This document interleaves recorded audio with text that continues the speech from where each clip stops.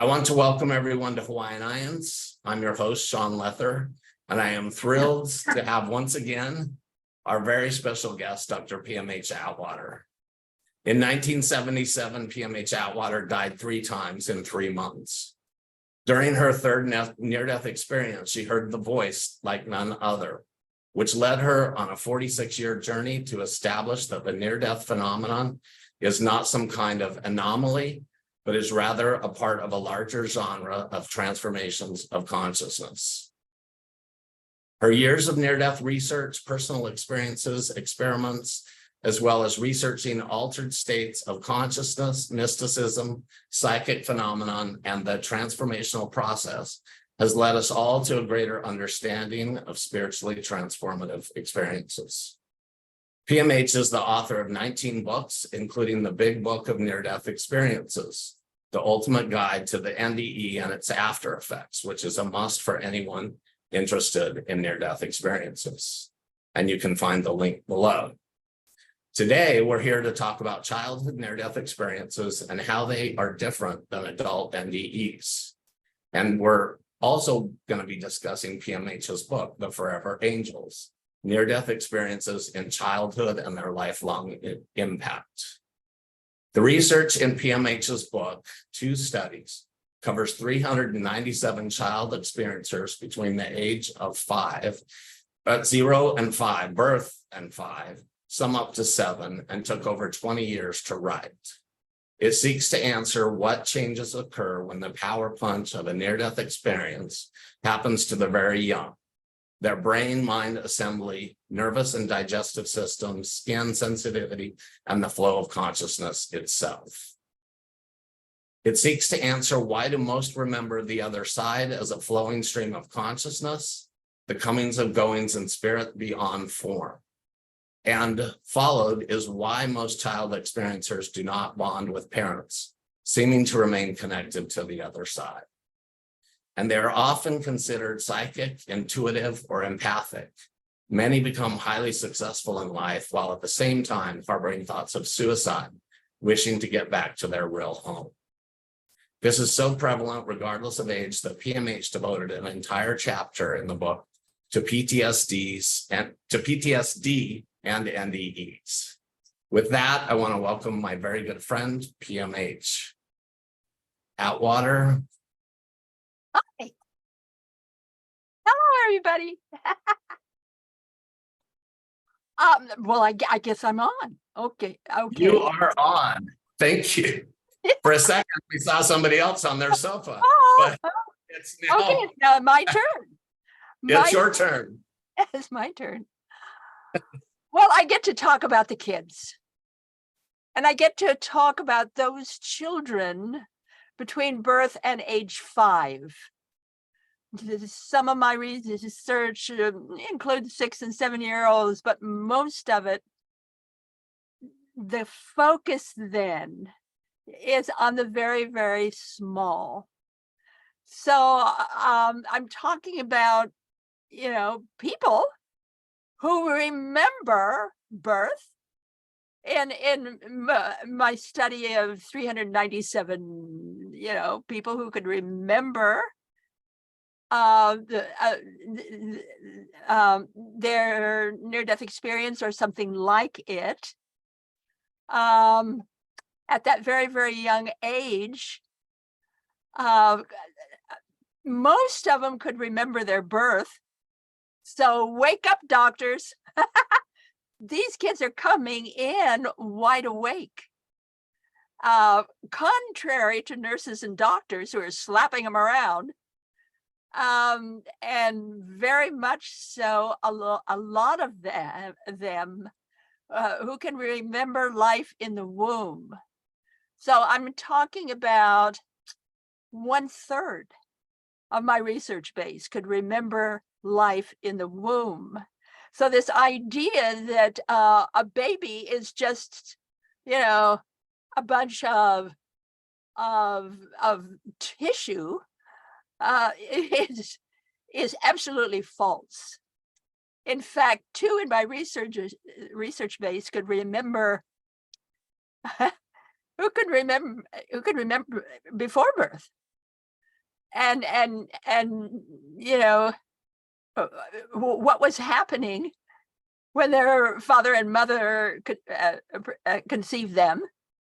And one of them, when she was old enough to draw a picture of what she saw, she did so, gave it to her parents, and they were so embarrassed because she was absolutely right on. She saw everything. So imagine then you're very busy in the bedroom or wherever, and you're having a gay old time, and suddenly you have conception, you are conceiving a child, and that child is seeing everything. It's like a big fat oops. So we're talking about this broad base of looking at child experiencers and realizing they're not like the rest of us. They're not like the average near-death experience. They're not like the older child or the teenager. They are substantially different. And when I say substantially different, I mean just that. Most of these kids come in abstracting. That is to say, they're very much acquainted and familiar with the brain and how it works and how to run with that. Most of these kids know more than their parents do. Most of their kids know more than their teachers do. They have a dickens of a time with other brothers or sisters, mom and dad. In fact, easily 90% are not familiar or comfortable or loving with parents. Well, I won't say not loving. Many of them they love their parents, but they don't understand their parents, and their parents don't understand them, because the kids know more than the parents do. So that becomes a real issue.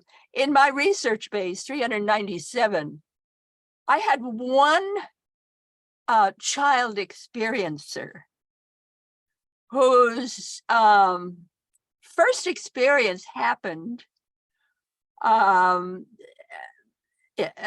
she was 6 weeks old, and she had 17 near-death experiences before the age of 9.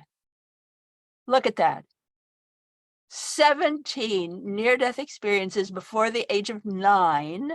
The first one when she was 6 weeks old. This was a child who was born into witchcraft. The only reason her parents ever had her was so they could have a body that they could sacrifice to Satan's altar.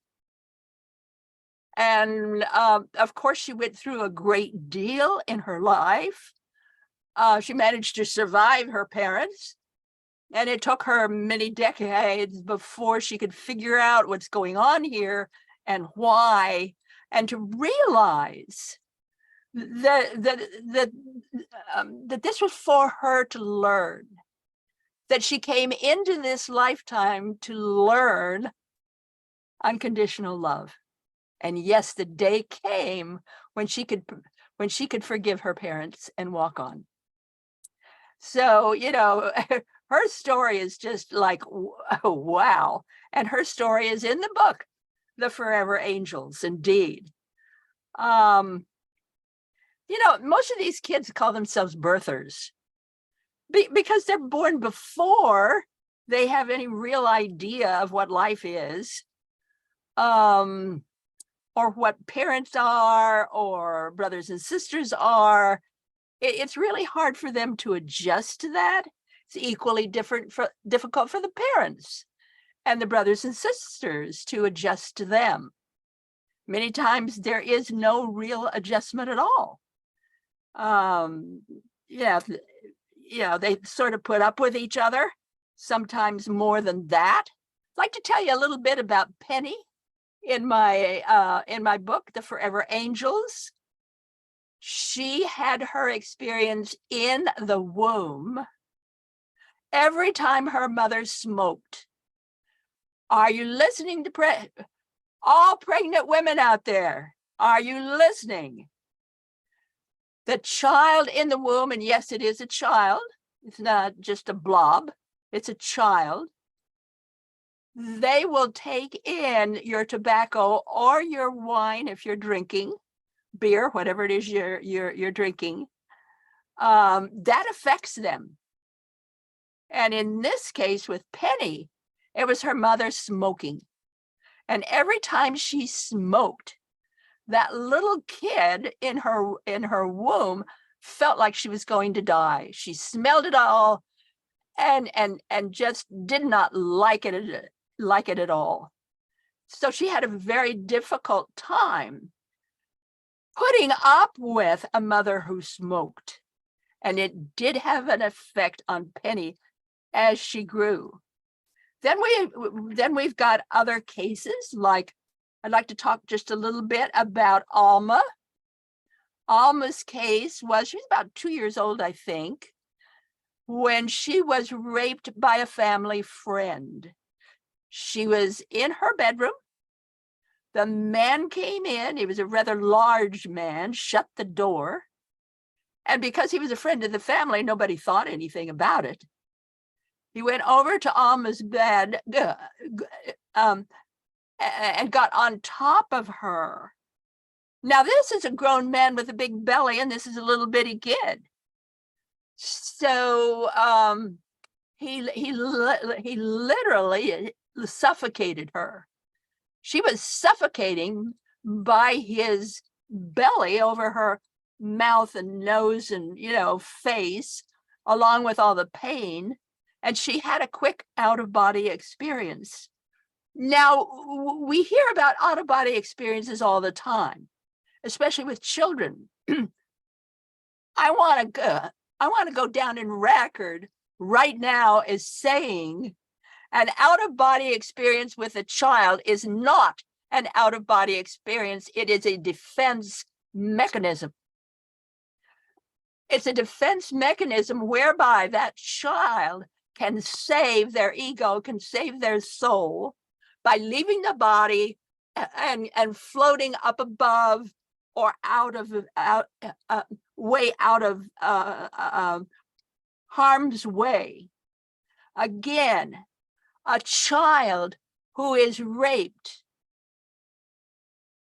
they don't just have an out-of-body experience. That's not really what it is. It is a defense mechanism whereby they can save their identity, they can save their body, their mind, their soul. They can save themselves. This is how they do it, through what we commonly call an out-of-body experience that is really a defense mechanism. With children, they see three lights. They clearly do, not just one. I mean, near-death experiences talk about the light on the other side of death. Near-death kids are more specific in what they're talking about when they're talking about the light on the other side. There are three lights, not one. So when we call an out-of-body experience a light experience or a white experience, no. The kids talk about this really powerful light that is so bright and so powerful. It is beyond light. And then there is the dark light or the black light. Often it has maybe purple tinges to it. And then there's that white light or golden light that a lot of people see. And the kids are very specific about all these lights. They say, well, that white light, that light that most of us see, that's father light. And that black light or that dark light, that's mother light. And that powerful light that's beyond light, that you really can't even call it a light, that's God's light.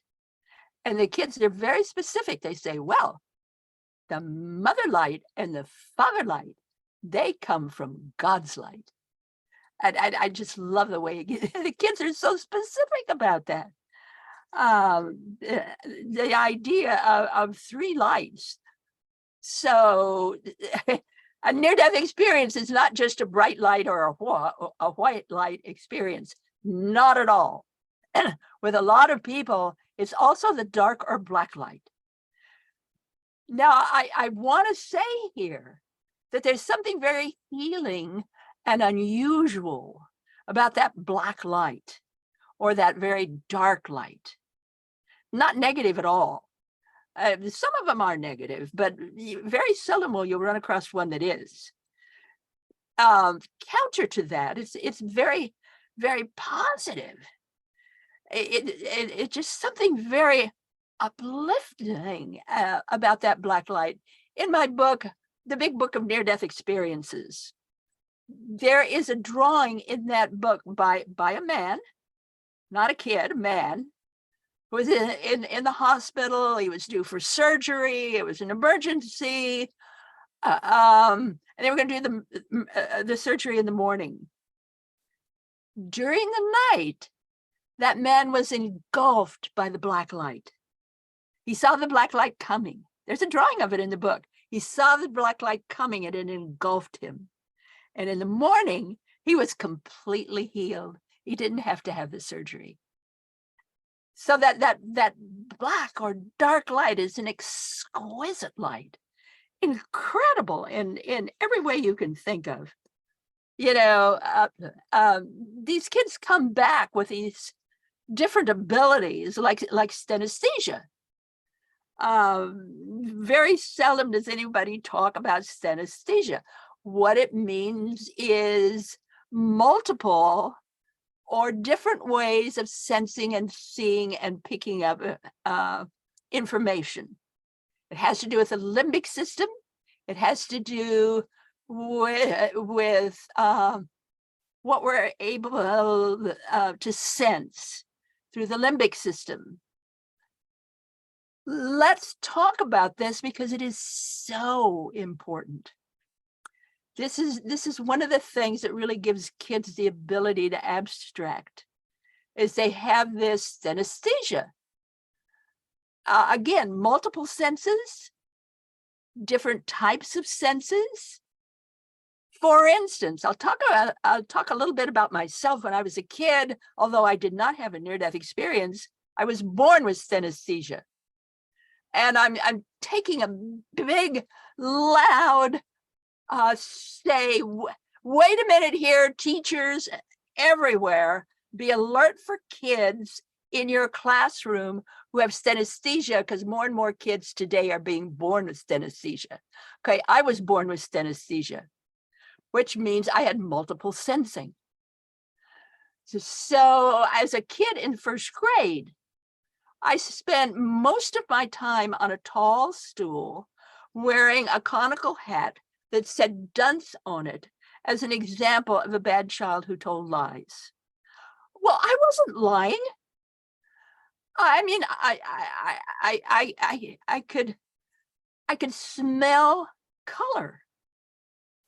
I could see music. I could hear numbers. I had synesthesia, sort of an upside down way of sensing the world around me.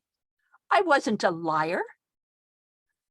I was sensing the world differently. This is what synesthesia does.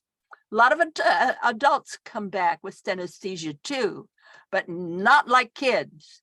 With kids, it's almost all of them come back with synesthesia. So be alert to that, especially school teachers. A lot of the kids today are coming back with a different sensing ability.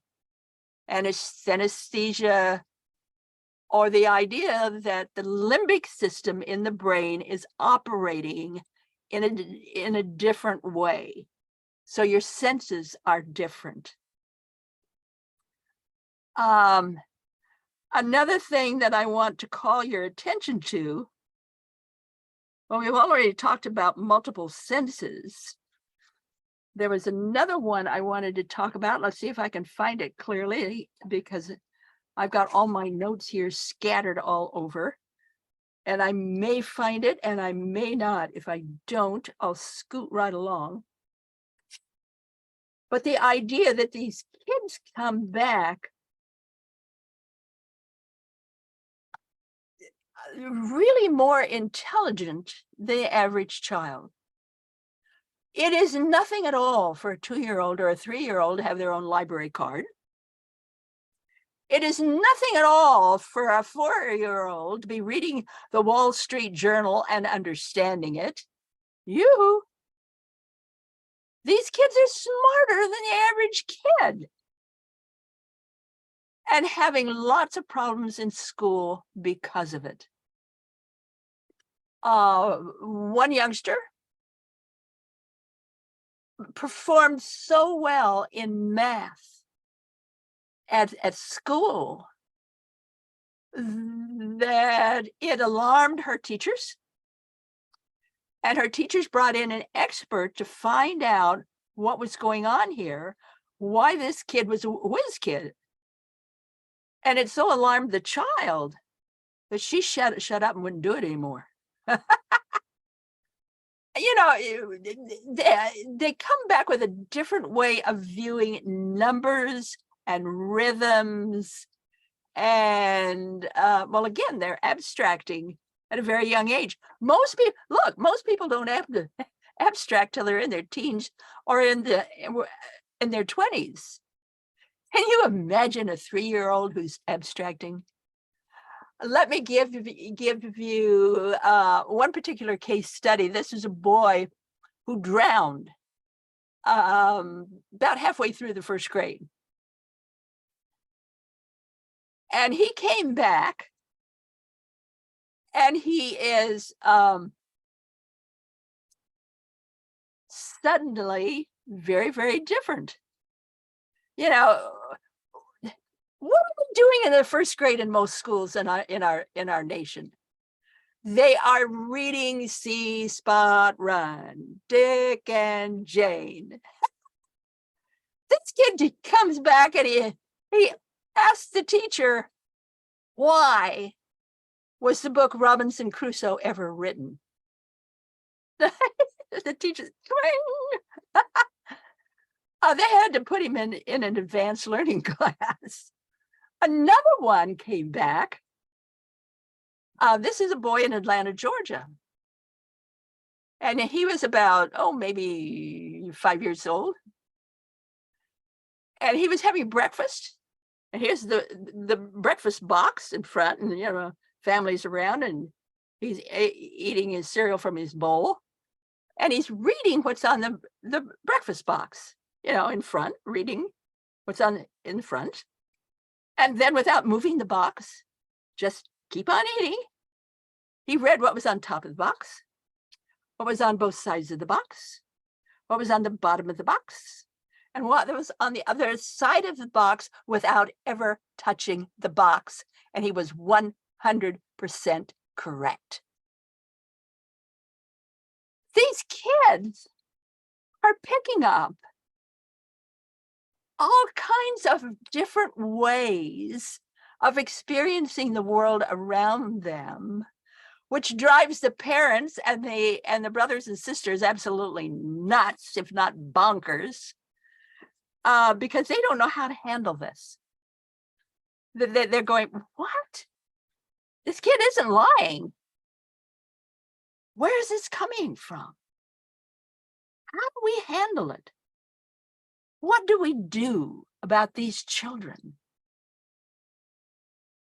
So I'd like to get into, well, I want to give you some cases that are not in the book.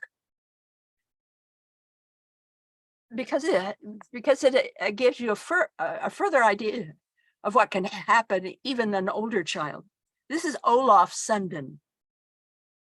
Olaf, I believe, was a Swede, lived in Sweden.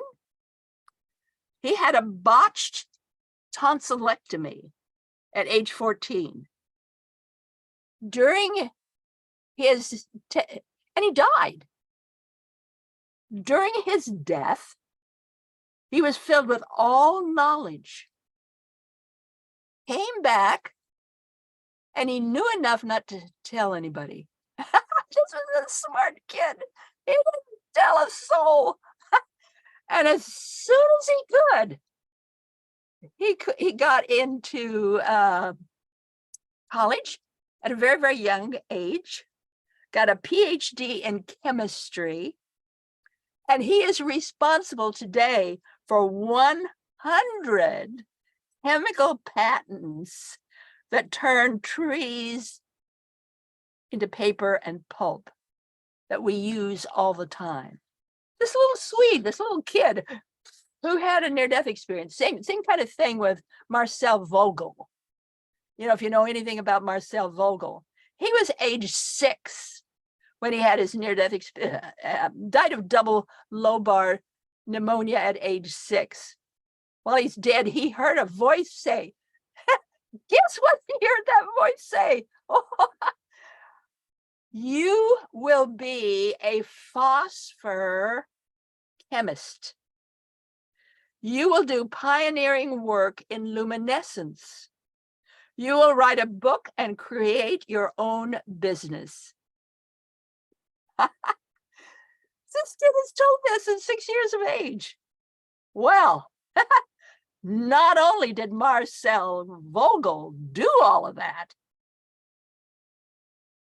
when working for IBM for 27 years, he came up with 32 patents and became the best,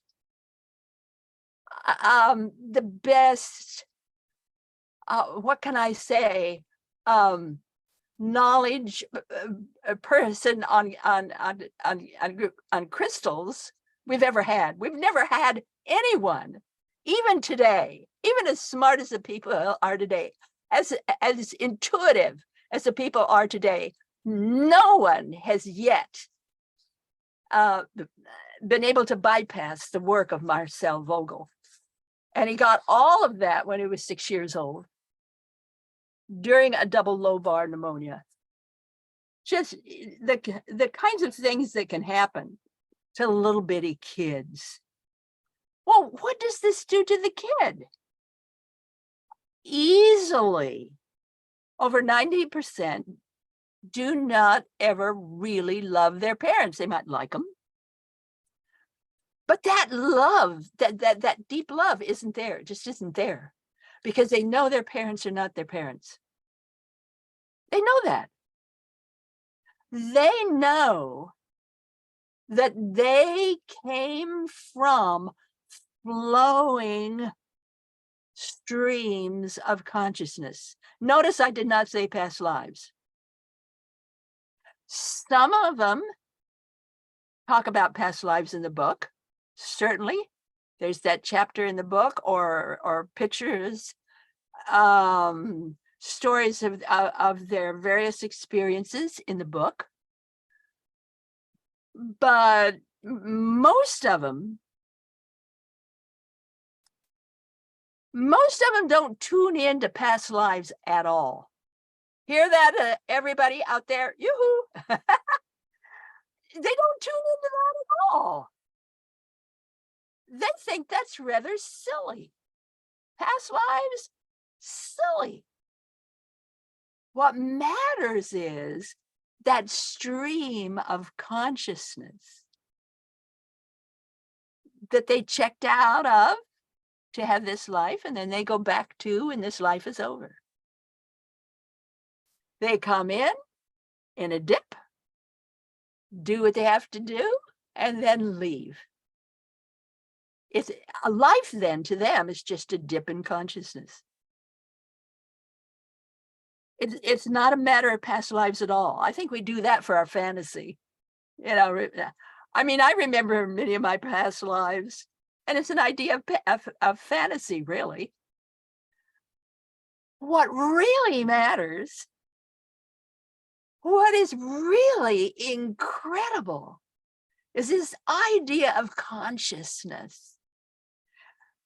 This idea of how incredibly huge and strong and vast consciousness is. Can we even imagine what consciousness is? I would challenge even near-death experiencers with the best of memory. I would even challenge them, me, all the rest of us. What is consciousness really? And we're going to talk about God, G-O-D. Well, maybe. For what is God? And all of a sudden, we're back to a point, or we're at a point where, whoa, I never really looked at it that way before. A lot of near-death experiences do, of course. I did in my experiences. It's like this idea of God. Whoa, it's so much bigger and more vast than I could ever believe, or ever did believe, or could ever imagine. Wow. God, consciousness. Ooh. So huge. How can we even begin to conceptualize what that is? And the kids come back telling us, listen to your children. They come back telling us. We've got 93% in my research base. That's 397 people. 93% come back highly proficient in math, science, and history. Didn't expect that, did you? But those that are go on to careers in those subjects, only 25%. We're losing our kids. We're losing that intelligence. School is easier after an NDE, 34%. Harder after an NDE, 23%. Rejected school discipline, 33%. Well, that's pretty average for about any kid, I'd think. Learning reversals, the mind works different than before, 85%. Significant enhancement of intelligence, 68%. I said significant. When we're looking at intelligence, we're looking at IQ. Most of those in my study who were tested, standard IQ tests, 48% had scores between 150 to 160. The average school teacher will say, well, 130, 135.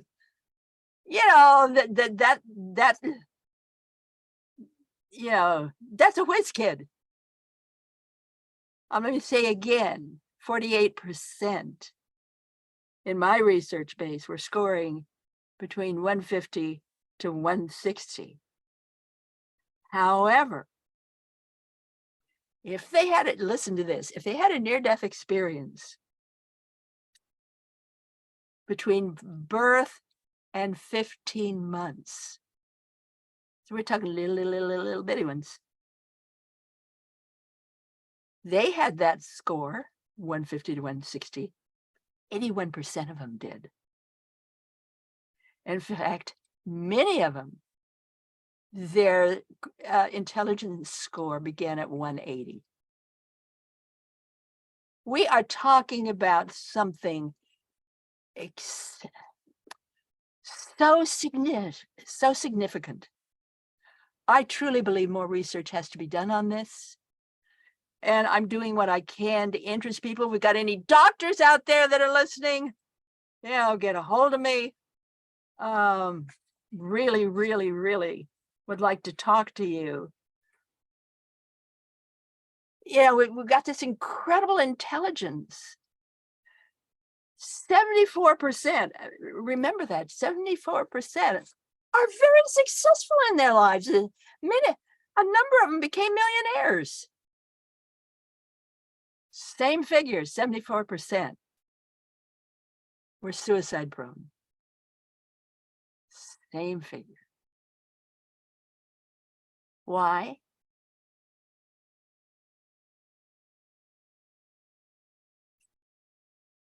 Well, let's take this a little bit further.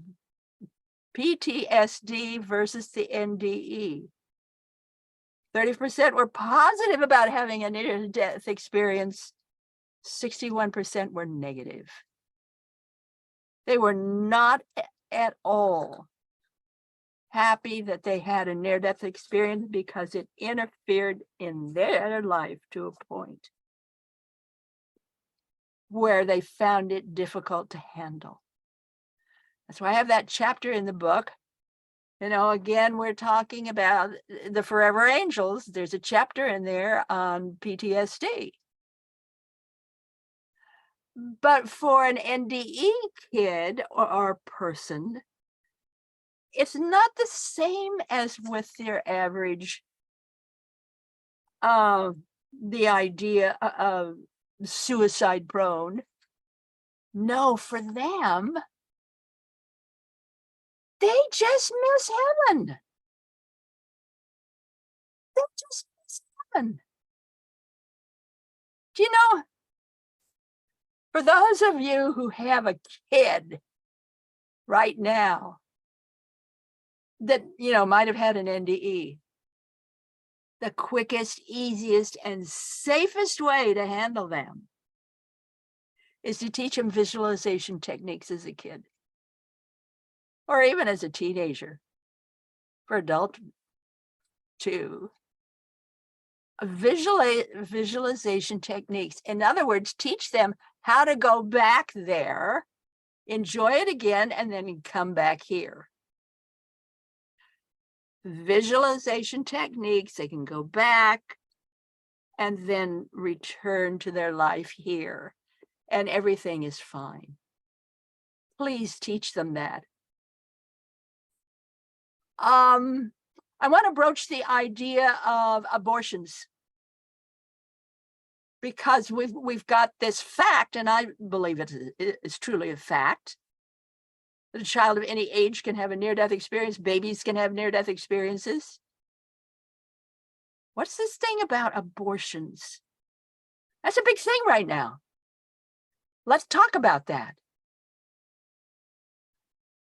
What are you going to do if you want an abortion? Get rid of this blob that's inside of you. That's not a blob, that's a baby. What are you going to do about that? I had an older daughter, my oldest daughter had that challenge when she was younger. And she came to me and says, Mom, what am I going to do? What am I going to do? What am I going to do? I'm pregnant and I don't want the child. I want an abortion. But what am I going to do? How dare I have an abortion? I said, my dear, it's not the mother's choice. Did you all hear that? It's not the mother's choice. It's the child's choice. I said, get yourself into meditation, deep meditation. And in that meditation, you ask that child what it wants to do. So she did. It turned out to be a little boy. And he said, I don't mind going elsewhere. No problem. Go ahead and abort the body. I'll just go elsewhere. She did. And he went elsewhere. Always talk to the child. It is the child's choice. You know, I promised all of you that I wouldn't just talk about child experiencers here. We've been talking about them for quite a while. But I also want to talk about two other things very quickly. I want to say that I wrote a series of books called Animal Lights. You get them on Amazon, of course. There are let's see, I think there are 6 of them. And the idea being that the parents or aunts and uncles could sit down with the child and talk about birth, talk about conception, talk about death, talk about all these kinds of things in a positive way. So animal lights, there's one about, it's called, excuse me, it's called When He Rolls Around. It's about a horse. Busy Betty Wiggles is about a monkey. Oops, a Baby is about a skunk. Tommy Two Toes is about a fawn. Wee Wee Willikins is about a hedgehog. Sally Susie Q is about a kitten. These are for parents and their children so that they can sit down together and talk about death. They can talk about handicaps. They can talk about all kinds of things in a way that is open and non-threatening. The child can use these as color books. They can color in them. So Animal Lights, and this is on Amazon.com. Another thing, the second thing I promised you all I would talk about, and that is the book. Can you see it? The Girl Who Saw Heaven. This is about a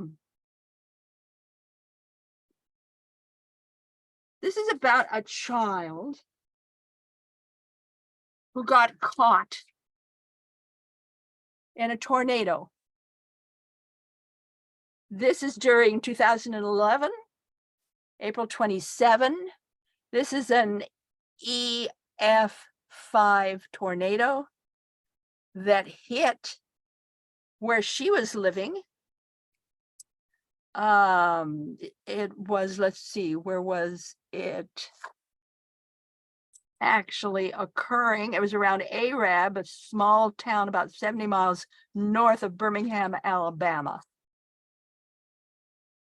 And this little child, Ari Hallmark, got caught. Her mother and dad, a grandmother and some cousins all, ran to the bathroom as you're supposed to do and huddled down, and the tornado went over. We're talking about an EF5, and they were all sucked up into the tornado, the whole bunch of them. And Ari talks about that tornado, what it was like, because there were stairs that led up to heaven and the big doors as she could go through into the heavenly worlds. And her mom and dad went there, her grandma went there, her cousins went there, and then the doors closed. And Ari was stuck. And the tornado spit her out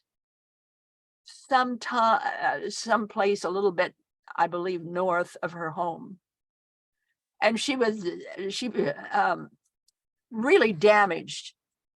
Let's see, her injuries were just, they were incredible injuries that she had. And of course it created an absolute nightmare, but the big nightmare for Ari was months before this experience. She kept hearing a voice that said,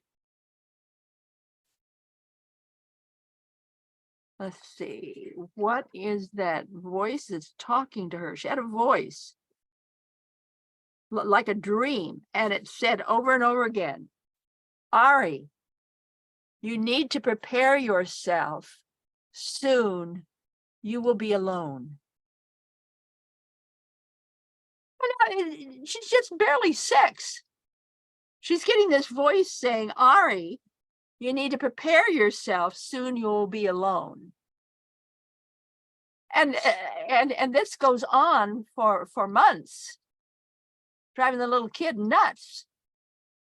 And then it hits, and she's alone. And what Ari went through, the other grandmother took her in, but other members of the family challenged the courts, the family. They challenged everybody. They wanted Ari. Ari didn't want to be with them. She wanted to be in her home with her other grandma, her dogs. She wanted to be left alone. There then came lots of lawsuits. It took a long time before she won the lawsuit. Come to find out, the entire state was cheating her of the funds to help her. So if you can possibly get a hold of the book, I got the original book that Ari wrote when she was just really right after her experience. This one was published later. Get the Girl Who Saw Heaven. You won't read another book like this because there isn't another book like this. And I don't think you're going to run across a near-death experience quite like Ari's. Bill Guggenheim was one of the mentors who did everything he could to help Ari, and everything he could to help with the book.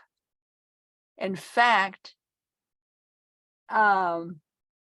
he did what he could to have the book published by his own publisher. So there you have it, everybody. Here you have child near-death experiencers who are not like other near-death experiencers. Don't try to, to say they are, because they are not. Those people who have a near-death experience between birth and the age of 5, even those that had it in the womb, they're not like any other experiencer. Many of them grow up not liking the idea of the near-death experience or IANDS or being around other experiencers. Imagine that. They have their own, story. And I think we need to look at that. And the reason I'm saying I think we need to look at that, really look at that, is because last year I had a man call me up on the phone. And he was crying. This is a guy that's 47 years old. And he's crying. He's a New York cop on the beat. A New York police officer. He found that book, The Forever Angels, read it. And he said, that's my story. That's what happened to me. He had a near-death experience when it was just like 2 or 3. And it changed him forever. And he had such problems because he couldn't figure out why he was so different from everybody else. Now he knew. He was crying. He thanked me for writing the book. Folks, this is serious. It is real. It happens to kids all the time. Let's wake up to that and do what we can to honor the children who are different. Thank you.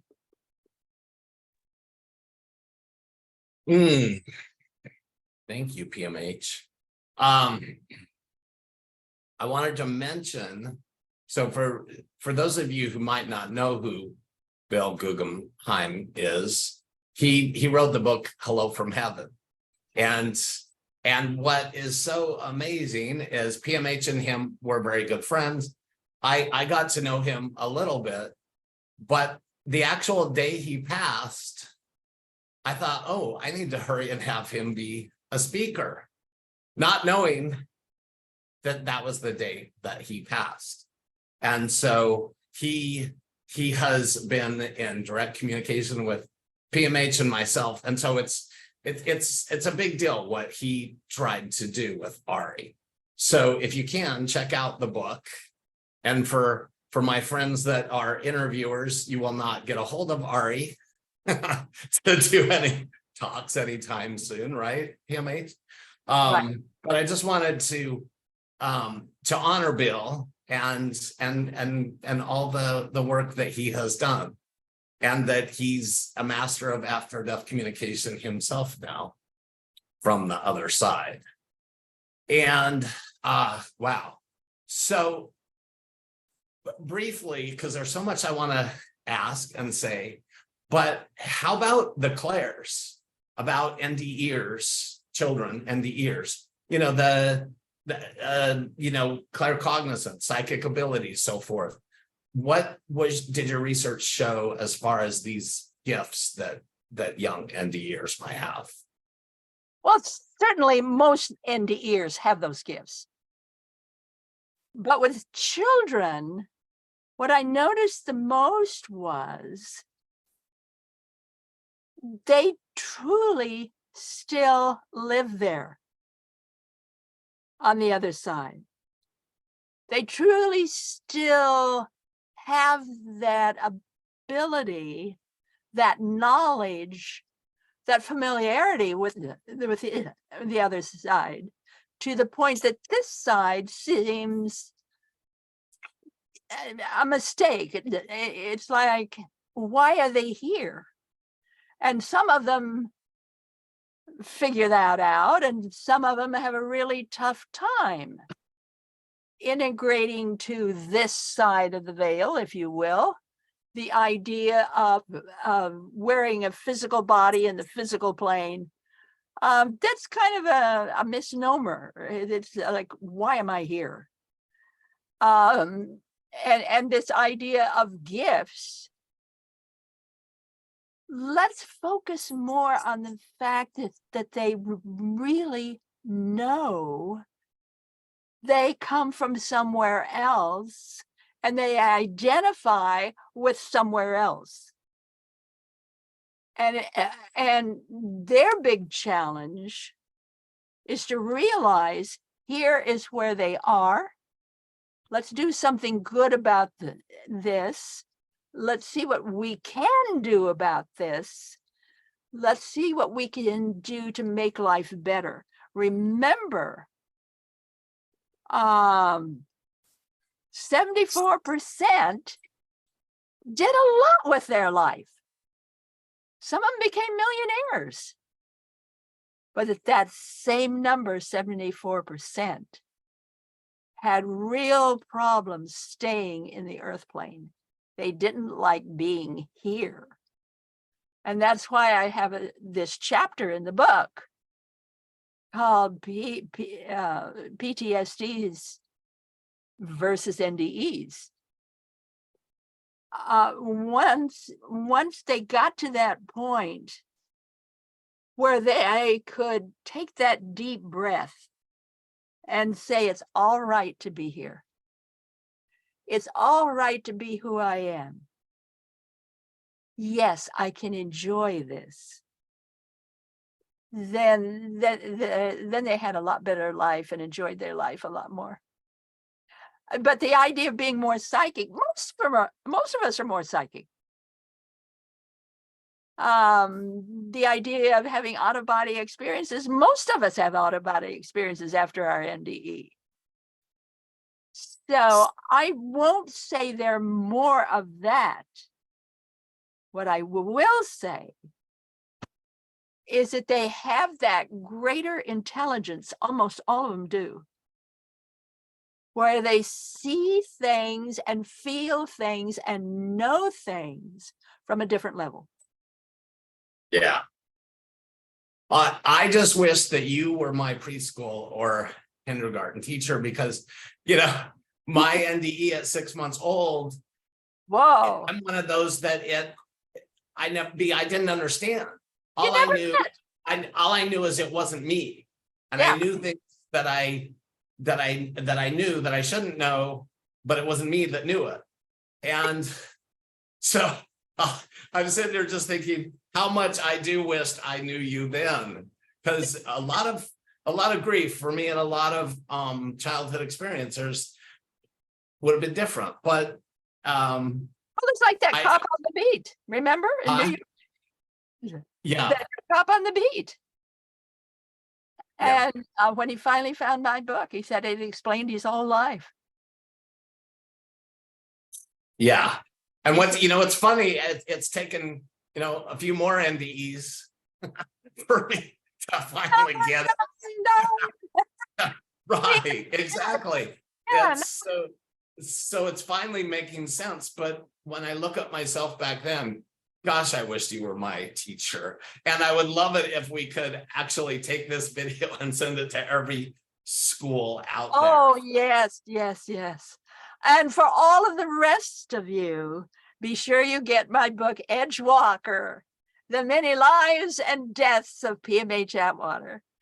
We owe that book to Ken Ring, Dr. Ken Ring, the man who proved that Raymond Moody's work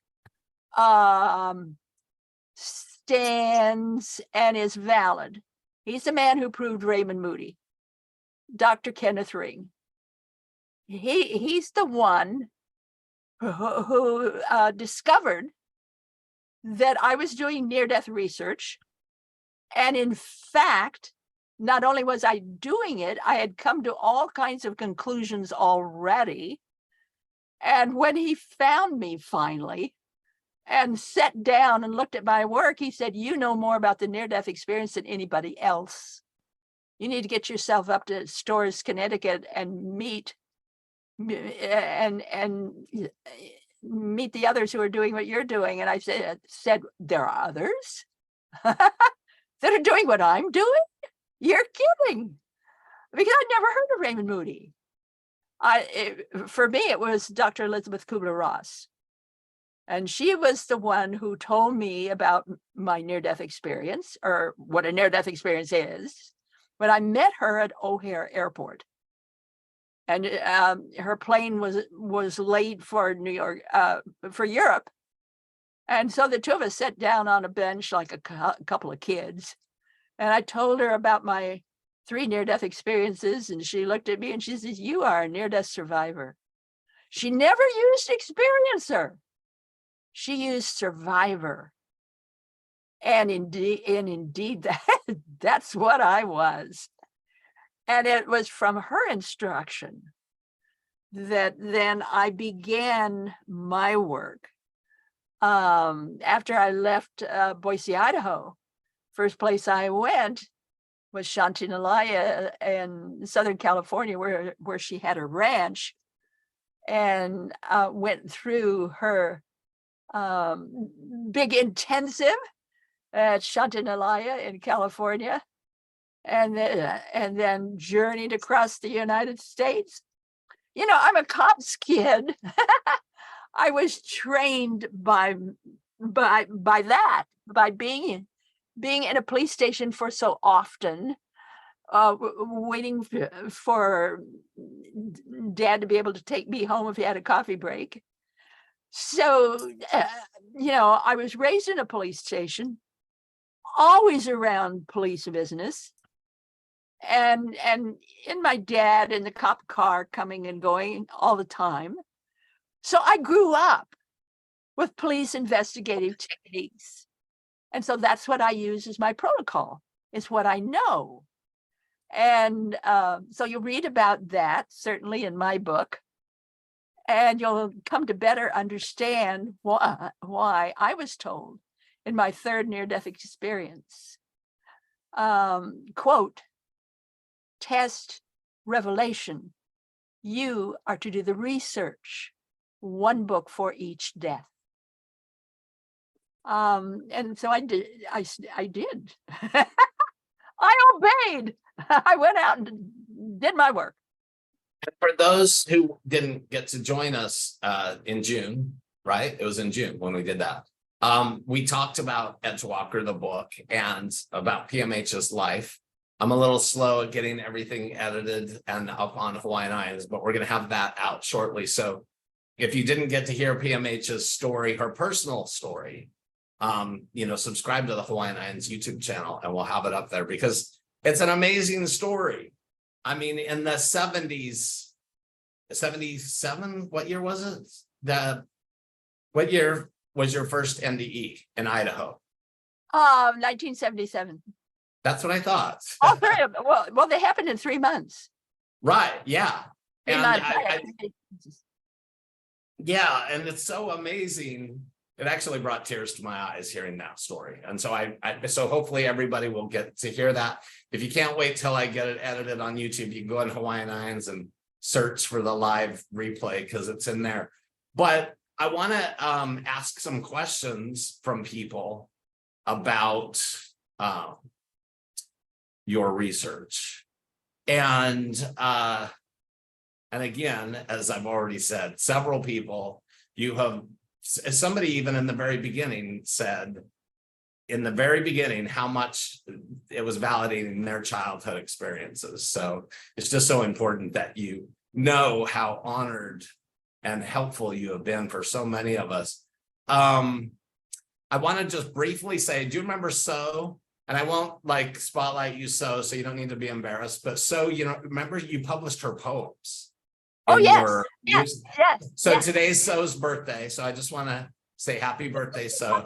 She says this is her best birthday, experience that she could ask for. So I just wanted to say that. And let me ask first, what percentage of kids have distressing NDEs?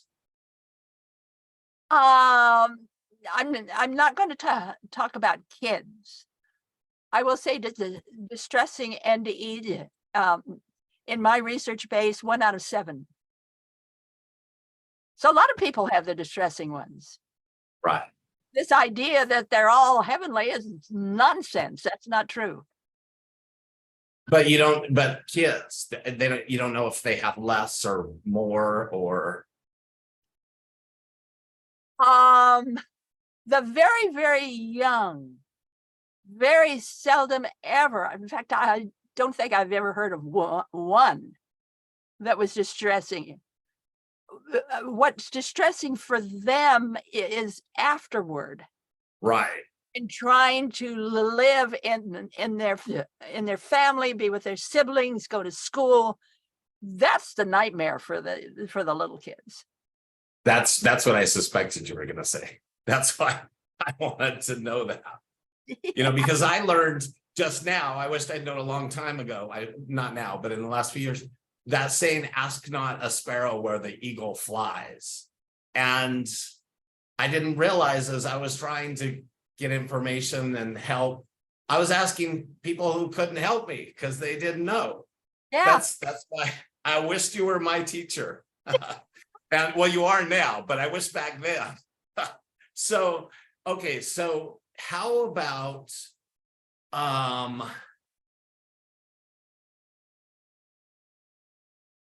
is there any significant prevalence of substance abuse, overuse of drugs or whatever with kids after? Not the little ones, older, yeah. But no, after that they can't assimilate. Have you gone back and studied any of them? Yes, a little bit. What I would have to go back to is this one child who had so many, because her parents were, Satan worshipers, and she got very much after that into drugs. And yes, you do find that. You do find drunkenness, you do find drugs, but you really don't find it that often. Not as much as you might think. I'm gonna quickly go over my notes. Learning disabilities harder after a near-death experience, that's 23%. That's a pretty high. Let's see. A lot of them had problems in the family, just getting along with everybody, because they knew more than the rest of the family does. So how do you live in a family where you know more than they do? And one of the things that really got me, it's kind of funny, but it's also kind of sad, is these little kids. We're looking at maybe a 1-year-old or a 2-year-old or maybe 6 months old, and they've had this near-death experience. They're out there following their parents. They know where their parents are, and they're watching as their parents do various things.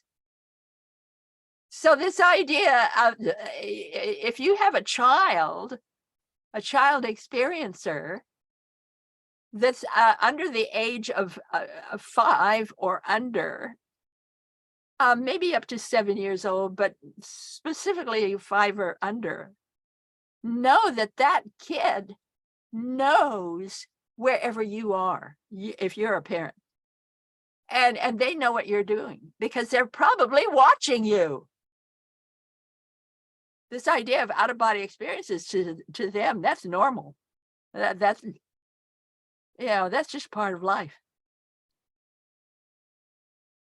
Yeah, it was very hard for me, and I don't know if I told you, but my mom had an NDE within a year of, but they didn't know how to classify it then, and she went into mental institutions. So my mom understood me, but for the rest of my family, we were all pretty much like aliens, or they were like aliens to me and my mom.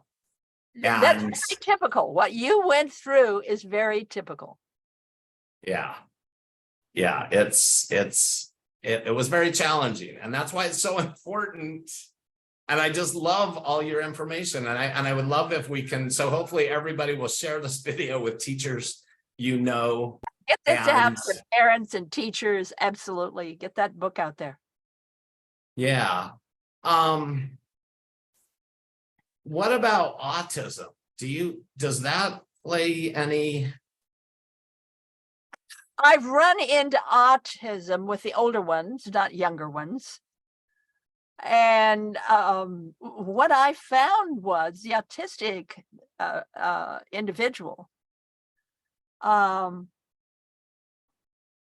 they would tend to flow better with a near-death experience than anybody else in their family, and make it even harder for the parents to understand the kid. And I also found in interviewing or being with people who are autistic or very, very different, especially people with multiple personalities. I found a lot of people with multiple personalities who had near-death experiences as an adult or a teenager. I found that a lot. And believe it or not, the main controlling personality always understood what was going on. And you could address that personality, and you could interview that personality, the one that's in control. And I found that fascinating. Like I said, I ran across a number of people who had that condition. And then if I could get into the central controlling personality, then it was amazing, the interviews that I could have. Yeah, it's interesting that you bring that up, because we have a lot of people in our sharing groups that have had unspeakable acts performed on them before they could even speak, and had NDEs as a result of one person. She was actually thrown in a fire to die before she could even speak. And it's quite fascinating how many experiencers have those multiple personalities that you're speaking about. It's terrible things. I want to read this for you. That one child who had her first near-death experience at 6 weeks, and she had 17 NDEs in childhood. So we're talking the one that was born to Satan worshipers, and the only reason they had her was to also they wanted to be able to offer her It's a sacrifice on Satan's altar as a sacrifice. So this is when she's much older now, and she was able to forgive her parents. And this is what she said: all of my experiences in this life, whether they appeared to be dark or light, are expressions of love, experiences of searching for love. I came into this life with a purpose. This was not known to me until much later in my life, or I would not have been able to truly know the experiences as they were in the moment.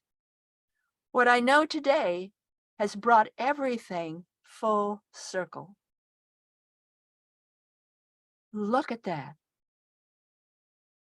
She came to understand all the whys,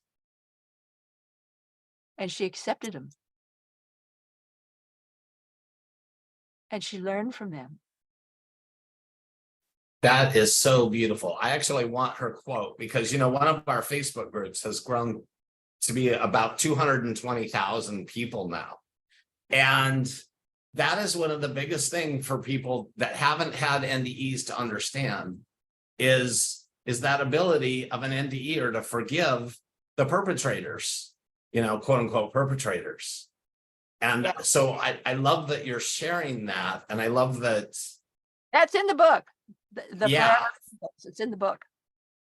So, that actually kind of brings me to, in a related question. What do you think of hell? Is there a hell? What, as an NDEr who's experienced, because this is something else that comes up in all these groups. Of them. There are many of them. Let me give you an example. Maybe I already did. So forgive me, but I'm going to give it again because it's so good. I must have been maybe 20 years into my research by now, 15, 20 years. And I was giving a talk about near-death experiences at this huge, huge hall. I mean, huge hall. And when I was through with my speech, I said, if there's anybody in the audience who has not yet been able to talk about their near-death experience, would you like to come up and have the mic now? And there were two that volunteered. A man, he must have been almost 30. A woman, I'd say she was a little older, maybe 35. I'm not sure. And the man was first. So he came up to the mic and he described his near-death experience. And it was so beautiful, Shaun. I mean, he had almost every person there crying. It was just so beautiful. And then he shocked everybody by saying this was the worst thing that had ever happened to him in his life, that it had screwed up his life, it had tore up his life, and he wished that he had never had it. And then this woman stood up, and she had a hellish experience, and there was this dark and thunder and lightning, and she fell into this pool, and she was being sucked down by this whirlpool, and there was such horror, and she had to fight and fight and fight to get out of that whirlpool and to raise herself up on the shore. And she shocked everybody in the audience too. She said, and I'm quoting her, this was the best thing that ever happened to her in her life, because it proved to her that no matter what happens to you, you can rise up above it and do better. So here's a man who had a heavenly experience who hated it. There was a woman who had a hellish experience who loved it. You know, you can't judge near-death experiences. I don't care who you are. You can't judge them. You can't really even fully understand the why of them, because that is for the experiencer. We learn and grow from this invitation to see life differently, to come to realize we are different, to come to face the fact that we are here in life to be all that we can possibly be. What a privilege. That is so beautiful. So beautiful. So in closing, I want to remind everybody, and I'm going to let you share everybody about your newest research project that I'm going to make sure is in all the groups. Oh, yeah. About NDErs and UFO experiencers.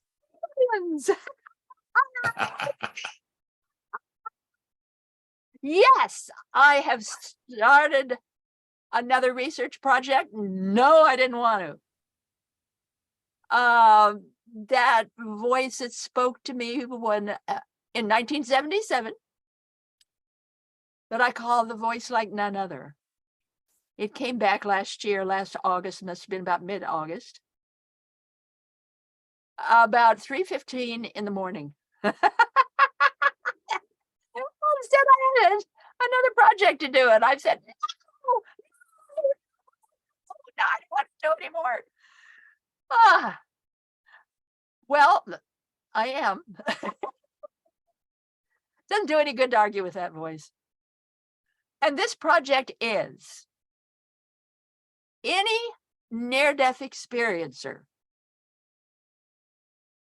who had some kind of alien experience, either during their experience or within the first year after their experience. Something alien. And I'm not going to describe what alien is, that's up to you. But anyone who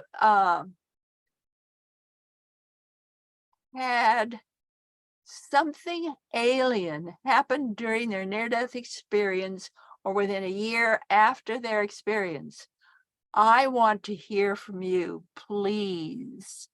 My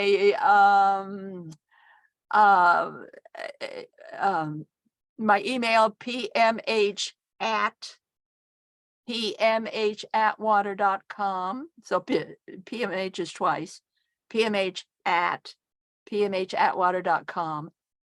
Please send me your experience and give me permission to use it. You must do that. Give me permission to use it. This is another study, and I'm already surprised at what I'm getting. I've only gotten 25 so far. it is common for near-death experiencers to see aliens or see spaceships or all of this stuff after about 15, 20 years or 30 years after their experience. Very common. But either during their experience or within the first year afterward, it's not that common. So please, please, please, I want to hear from you. I've only found 25 cases so far, and I've been looking for almost a year. So please, please, please, I want to hear from you, and please give me permission to use. Thank you. Well, we'll share that again with everybody. So you're going to get a lot more. I know you are. Good. But again, for everybody, it's within a year. That's Either during or within the first year. Can't be after that. Yeah. The voice was quite explicit.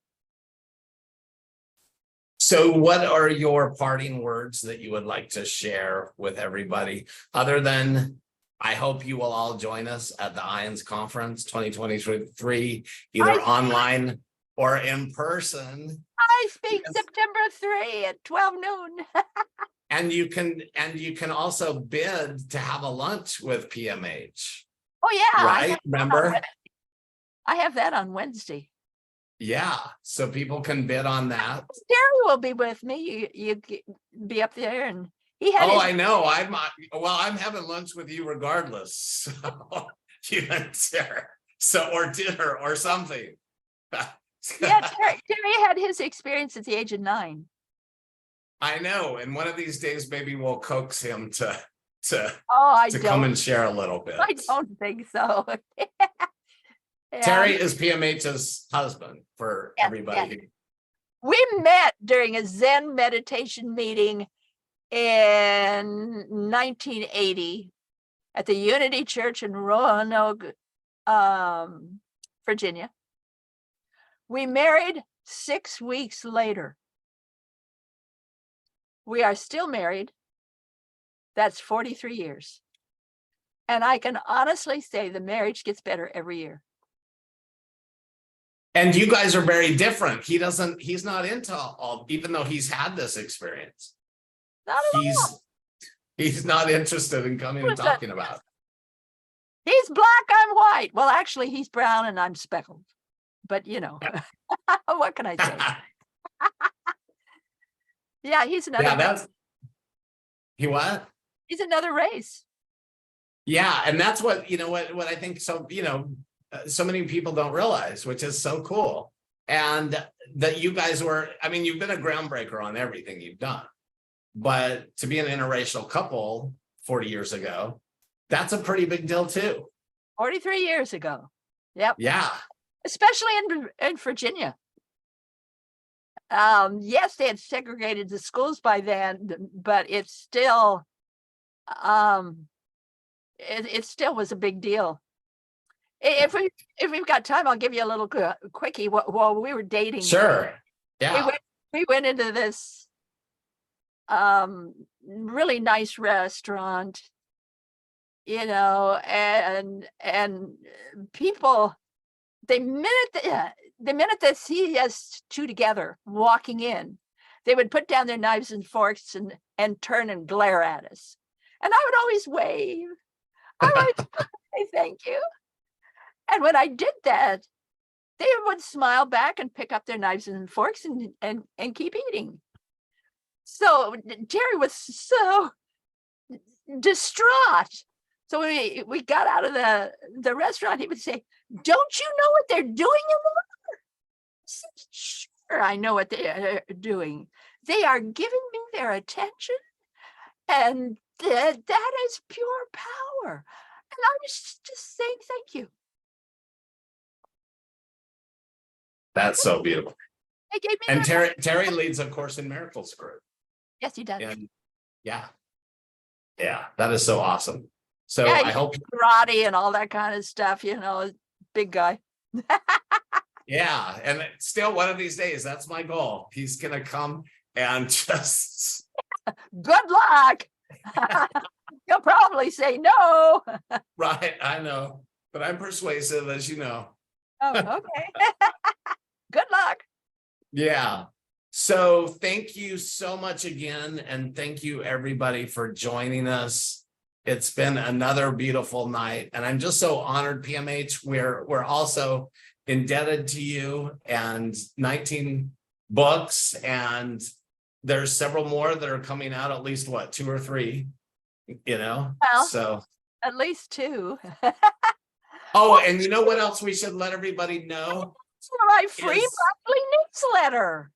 Yes, and the newsletter is out today, and we'll make sure that it's all over Facebook, that everybody sees a copy of the newsletter. And I do want to let everybody know, because remember we had the issue with the pacemaker. Remember the I don't need one after all. so everybody's prayers worked, because there was thousands of prayers on Facebook. All your prayers work. And PMH does I not don't need need one a after all. pacemaker. So But to all the miracles. doctors, I'm going, yeah. Yeah. Yeah. Okay. Thank you so much. Love you. And thank you everybody for joining us, and look forward to seeing you all soon. Thank you. Okay. Aloha, everybody. Bye. See you soon.